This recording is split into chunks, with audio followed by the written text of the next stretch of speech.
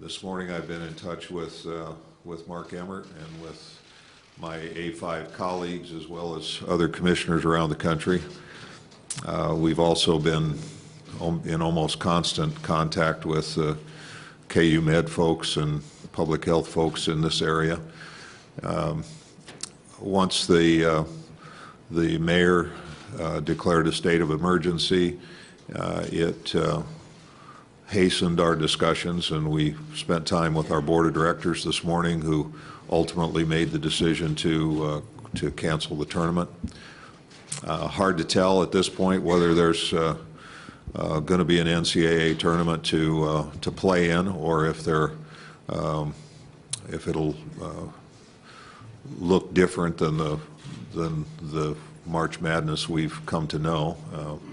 I think there are probably lots of different options on the table right now that I haven't been a party to the discussions on, but we believe this is the right thing. I feel terrible for the seniors that are involved in this tournament. This was an opportunity for them to be on the last time through the Big 12 tournament, and you know, it's unfortunately it could be the last basketball they're going to have a chance to play as college kids, and so I feel particularly bad for the players.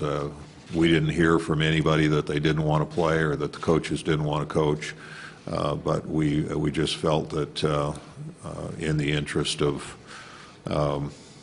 heeding the advice we were hearing and in being conservative with everybody's best health, that cancellation was the right outcome for both our men's and women's tournaments. And as you've noted, many of the others around the country have decided likewise. And I think in many ways we relied on one another, and were able to extend the discussions we had with our presidents and chancellors and athletic directors by sharing information among the five of us, and as I said, some others outside as well. So it's disappointing. It's, as I said yesterday, it's heartbreaking. I think this is one of the really great sporting events in America, and this is a great city for it and a great venue for it. We were looking forward to being over at Municipal Auditorium, and it's just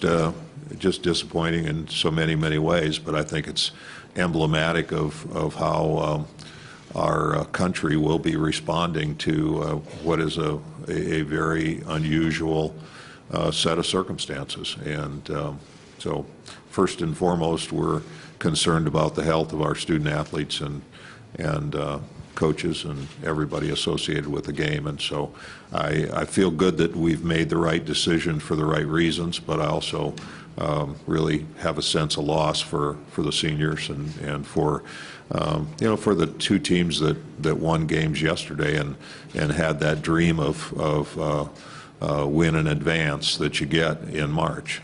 It's an opportunity where Horatio Alger is alive and well. Anybody can do anything in college basketball in March, and once you start playing your conference tournament, you keep playing till you lose. And if that includes a conference championship and a chance to go to the NCAA tournament, it's a great thing. It's what we all love about March. And so anyway, it's with a sense of deep sadness that we make the announcement, but I think it was the right outcome, and I'd be happy to answer your questions. All right, we'll begin the question and answer portion. Please raise your hand, wait for a microphone, and identify yourself, please. Blair Kirchhoff with the Kansas City Star. Do you think the decision today that you and other conference commissioners made will have an impact on the decision that Mark Emmert and the NCAA has to make? Blair, I haven't been told that it will, but I suppose that it will.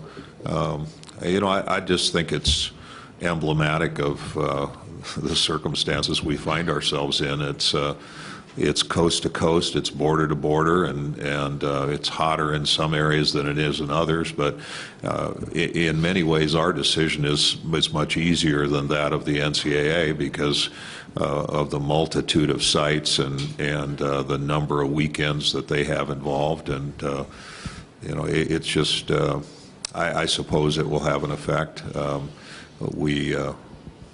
we collaborated as well as we could, and I know they're still working on options. Senator Isle? Hey, Sam Mellinger with the Kansas City Star.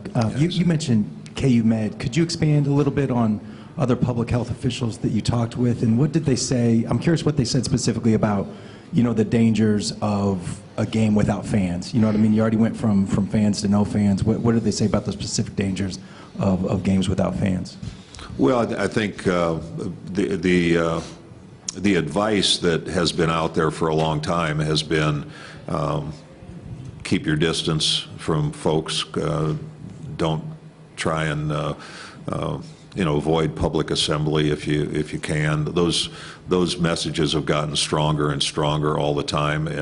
To some extent, we're relying on what we see from Dr. Fauci, from NIH. To some extent, it's news that's available from the CDC and through all the regular sources that all of you have. And then, of course, KU Med has been our partner as our hospital partner and healthcare partner for years as part of this tournament, and they fortunately have good infectious disease people on staff, and they have been very helpful in that regard.